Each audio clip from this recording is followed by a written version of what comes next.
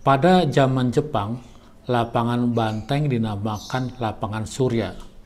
Tetapi sebelum Jepang masuk, yaitu pada zaman Belanda, lapangan ini dinamai Lapangan Waterloo.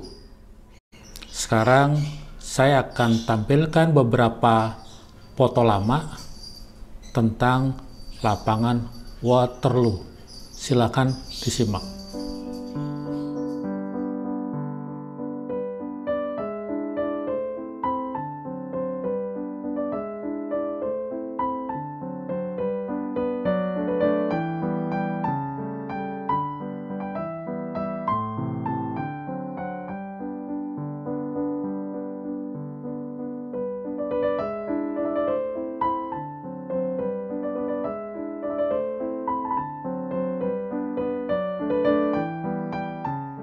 Pada tahun 1808, ketika Nusantara dikuasai oleh Prancis, diangkat seorang gubernur jenderal yang bernama Daendels untuk mengurus seluruh urusan kepemerintahan di Nusantara ini.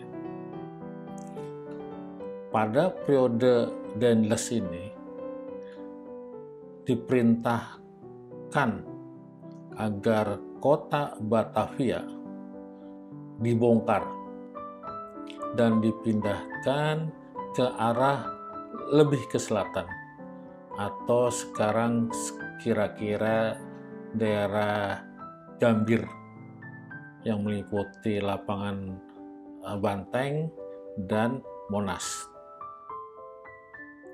Dan pemindahan ini dilaksanakan pada tahun berikutnya, sekitar tahun 1809, dengan perencanaan yang cukup matang.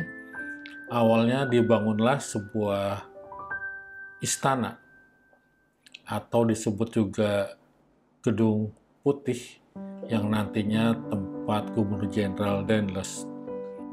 Tapi sayang, Gubernur Jenderal tidak sempat menempati istana ini, karena istana ini dibangun berlarut-larut dan cukup lama sekali. Di depan Gedung Putih ini sudah diplot perencanaannya adalah ada sebuah alun-alun atau lapangan yang pada saat itu belum disebut namanya apa, tetapi baru disebut sebagai nama Lapangan Waterloo itu pada tahun 1828. Nama ini mengingatkan tentang kemenangan Belanda atas pasukan Prancis ketika perang di Waterloo di daerah Belgia pada tahun 1815. Dan atas kemenangan inilah dibangun sebuah monumen atau tugu yang di atasnya ada singa. Warga setempat atau warga kota di sini itu tidak familiar dengan nama Waterloo Plain atau lapangan Waterloo, tetapi penduduk lebih banyak mengenalnya dengan sebutan lapangan singa.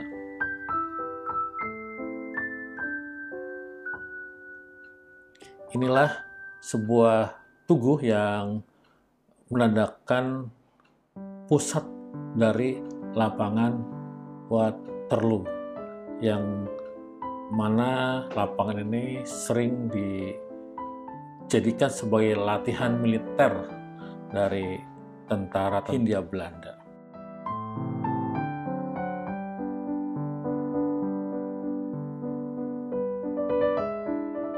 Pada tahun 1876, itu juga ada sebuah monumen yang dibangun oleh pemerintah Hindia Belanda. Itu lokasinya tepat di depan Gedung Putih atau gedung yang sekarang menjadi Kementerian Keuangan. Patung tersebut menggambarkan seorang tokoh VOC yang bernama Jan Pieterszoon Koen. Itu adalah gubernur jenderal yang sangat keras dan sangat berkuasa di Batavia maupun di Nusantara ini. Patung ini sebenarnya ketika Jepang masuk juga dibongkar karena Jepang ingin mengambil hati bangsa kita. Jadi membongkar semua unsur-unsur kolonial. Jadi mengambil hati agar Jepang dan kehadirannya mereka di sekitar Jakarta maupun Indonesia diterima dengan senang hati oleh masyarakat Indonesia. Ada lagi sebuah monumen di lapangan Waterloo ini adalah monumen Andreas Victor Michel. Itu adalah seorang tokoh yang sempat menyergap dan menangkap Imam Bonjol pada tahun 1837. Dan atas kegigihan ini oleh pemerintah kolonial pada saat itu dibangun sebuah monumen untuk memperingati tokoh ini. Dan lokasinya itu di Jalan Perwira ya kalau sekarang ya, itu dekat lapangan Banteng. Nasibnya sama dibongkar ketika zaman Jepang.